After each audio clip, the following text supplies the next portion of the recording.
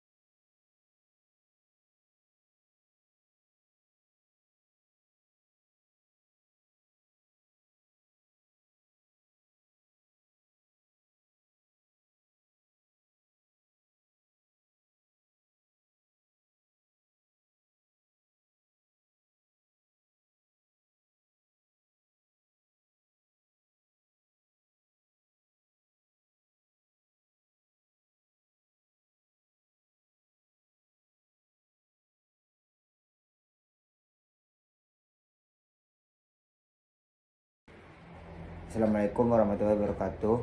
Langsung saja saya sebagai presentator terakhir akan menjelaskan hasil review jurnal tersebut. Judulnya menganalisis peran Dewan Pengawas Syariah DPS dan ukuran bank terhadap kinerja Bank Umum Syariah di Indonesia. Keterangannya ini panjang 15 kata, sudah ideal, objek formal, peran objek material dengan pengawas syariah SSB dan ukuran bank, konteks Bank Umum Syariah. Kelebihannya ini ringkas, terus jelas, dan langsung mencerminkan variabel penelitian. Kekurangannya, sebaiknya huruf kapital itu digunakan pada setiap kata utama. Yang kedua ini kata kunci. Kata kuncinya characteristic of SSB, size of SSB, concurrent position of SSB, SSB meeting and educational background of SSB, size of Islamic Bank, performance of Islamic Bank. Kelebihannya, untuk kata kunci mungkin emang ada di judul, terus kekurangan tapi cukup 3 kata kunci yang penting berasal dari judul, dan yang dicantumkan terlalu panjang padahal idealnya itu ada 5 kata kunci. Terus yang ketiga, pendahuluan, menjelaskan peran DPS dan menjaga kepatuhan syariah, pentingnya ukuran bank, serta gap hasil penelitian sebelumnya.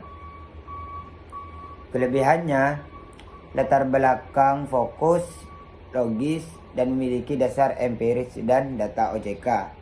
Kekurangan, untuk latar belakang ini sudah bagus dan ideal untuk paragrafnya, tapi kekurangannya itu di paragraf akhir tidak dicantumkan tujuannya. Terus yang keempat, teori, menggunakan teori agensi dan teori stakeholder untuk menjelaskan hubungan DPS dan ukuran DPS bank terhadap kinerja.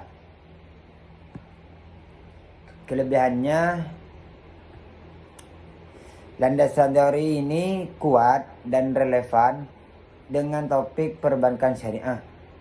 Kekurangannya, tidak disertai kerangka berpikir visual, hubungan antar variabel hanya dijelaskan naratif.